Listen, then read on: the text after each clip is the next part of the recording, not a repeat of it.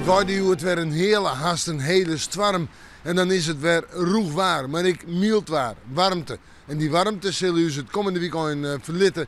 Maar Europa is net echt koud en wordt ik net echt koud. Dus die echte winter, nou, laat ik het maar eens op mijn richtje zetten. Joen en vannacht bewolking, opklarings. Ja, het lijkt het droog te blijven en een temperatuur tussen de 3 en de 4 graden.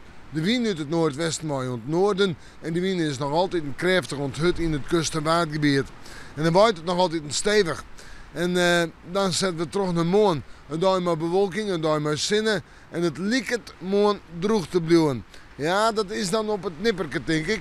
Want later in de middag of morgen zou de beste zo'n heel iets beetje aanvallen kunnen. En de temperaturen morgen zijn ja, toch wel zo'n 8 graden. Nog altijd een heeg, maar in noordwestenwind, want noord die krachtig of hut is in de maandtijd. Maar in de middag en in de joentijd staan er gewoon aanzakken. En dan het weekend, het fruitshow. Sneeuw, snijende mandje, een wat winters waartype.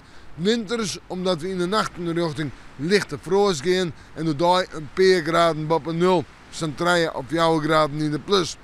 En dan kunnen we autorutten scrabben, maar dan hebben we het nog altijd net oer echt winterwaar. En de wind gaat wat meer om naar het oosten en het zuidoosten staan gewoon. Nou ja, we moeten morgen maar weer even in het waarsje.